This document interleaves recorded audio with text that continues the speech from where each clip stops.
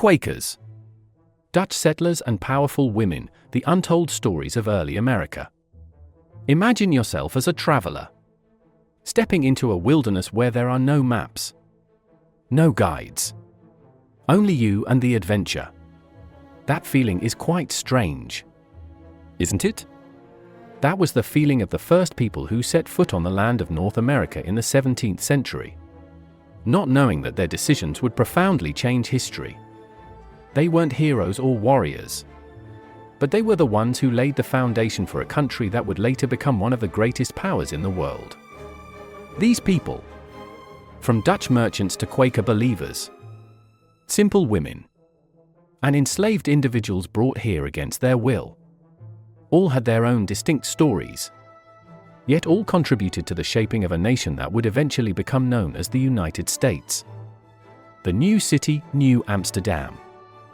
In the early days, when the dreams of a promised land first began to sprout, there was a group of people from a distant land where sailing ships were still the only means of crossing the ocean.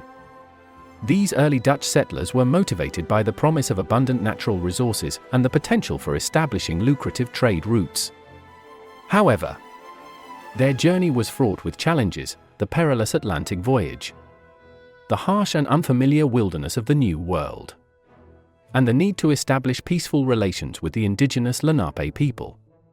Despite these obstacles, their resilience and determination laid the groundwork for one of the most vibrant trading communities in the New World. The Dutch, with their sharp business minds and vision as merchants, chose this land, abundant in resources and with a strategic location ideal for trade. Let's visit the city of New Amsterdam, where the crisp autumn air mixes with the bustling of a trading port. This was not a place of war or conflict, but of opportunities, where people were not judged by race or religion as long as they could trade and make money. But even though this openness was necessary for the growth of trade, New Amsterdam was not without its conflicts. The native Lenape, the original inhabitants of this land, were not always in agreement with the invaders. And then there's the famous story of how Manhattan was bought for $24. A symbol of this complicated relationship. The Dutch ships brought not only goods but also dreams of a new world. Yet, New Amsterdam wasn't just Dutch. It was a diverse city with different religious groups, from Jews to Quakers. These groups found refuge here, a place where they could live and practice their beliefs without persecution. Although there were conflicts, New Amsterdam thrived and became one of the most important trading centers in the New World. From the lively streets of this city, the future of America was gradually written. The Quakers, Pennsylvania, a place for religious freedom. Let's move on to another story, one where religion and tolerance were key to building a strong community. The Quakers faced significant challenges before establishing Pennsylvania. In England, they were often imprisoned, fined, and ostracized for their beliefs, as their refusal to swear oaths or participate in wars was seen as defiance against the crown. Many endured harsh treatment, including public whippings and confiscation of their property. Despite these adversities, the Quakers' unwavering commitment to their faith and principles ultimately led them to seek a place where they could build a society based on equality, peace, and religious freedom. That story is Pennsylvania, where Quaker believers, under the leadership of William Penn, found a place to practice their faith without fear of persecution. Unlike other colonies where religion often led to conflict, Pennsylvania was a place of tolerance and respect for all beliefs. William Penn wasn't just a founder of a colony, but a man with a far-reaching vision. He wanted to create a place where people, regardless of their religion, could live peacefully together. And he succeeded. Pennsylvania became a community proud of its tolerance, where Quakers and other religious groups could live and work without fear of oppression. However, this tolerance was not always easy. A notable example is the Walking Purchase, when the Quakers, under Penn's name, deceived the native people in a land deal. Yet, Penn remained a model of a leader who believed in peace and coexistence. With the success of Pennsylvania, a bright chapter in American history was written.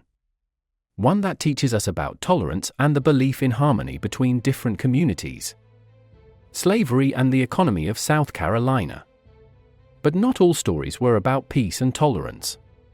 By the late 17th century, as people of different social classes built their communities, South Carolina began to develop a completely different system. Its economy became deeply intertwined with the institution of slavery, which provided the labor force necessary for the cultivation of rice, indigo, and later cotton. The reliance on enslaved Africans not only created vast wealth for plantation owners, but also entrenched a rigid social hierarchy and racial inequality that would persist for centuries. The economic success of South Carolina came at a devastating human cost, as enslaved individuals endured inhumane treatment and backbreaking labor. This system of slavery also fostered significant cultural contributions from African traditions, despite the oppressive environment, and laid the groundwork for future social and political conflicts that would shape the nation's history. The economy of South Carolina relied heavily on slavery, a painful reality that cannot be ignored. People from Barbados brought the system of slavery, where Africans were forced to work on sugar and cotton plantations. The slave ships, the cold figures about the number of people kidnapped and brought here to labor, became an inseparable part of colonial history. South Carolina was not just an economically prosperous place, but one of conflict, where oppression and injustice created deep scars in society. However, despite the struggles, the plantation owners continued to build their economy, regardless of the difficulties. The development of this economy would later lead to significant social conflicts. Nathaniel Bacon's rebellion, the struggle for rights. In the mid-17th century, one prominent story was that of Nathaniel Bacon's rebellion. Bacon wasn't a man fighting for religious or political ideals, but because he felt abandoned by the social system. Born into an aristocratic family but not granted land like others, Bacon grew frustrated and began rising up against the colonial government. His rebellion, although short-lived, highlighted the issues of power and land distribution in colonial society. Though the rebellion was unsuccessful, it led to changes in how society was organized. It pushed the shift from using free white labor to relying on enslaved black people. This marked a turning point in history, setting the stage for a new chapter filled with pain and conflict in American history. The Salem Witch Trials, the lessons of history. The 17th century story wouldn't be complete without the Salem Witch Trials, where panic and fear led to the deaths of dozens of innocent women. This story, although it took place in a small town, became a symbol of hysteria and intolerance in colonial society. These women, who only sought peaceful lives, were accused and executed for reasons that were unclear. The Salem trial showed the danger of letting fear and greed dictate actions. For example, personal vendettas often fueled accusations, with neighbors accusing one another to settle disputes or gain control over land and property. The fear of the unknown and the presence of social tensions created a fertile ground for paranoia, where baseless claims were accepted without evidence. This hysteria not only led to the tragic execution of innocent people, but also revealed how deeply fear and greed could disrupt the fabric of a community.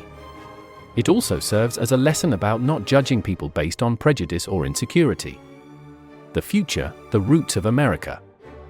Ultimately, despite all the struggles and conflicts, the various groups of people in America during the 17th century helped lay the first foundations for the United States we know today. The Dutch brought trade. The Quakers taught us about tolerance. And the enslaved people not only helped build the economy, but also sparked conversations about rights and justice.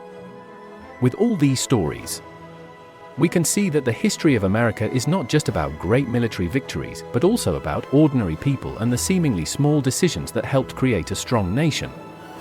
From these humble beginnings, these people, These decisions shaped a country that would become one of the greatest in the world. And these stories continue to echo, reminding us of the past and what made America what it is today.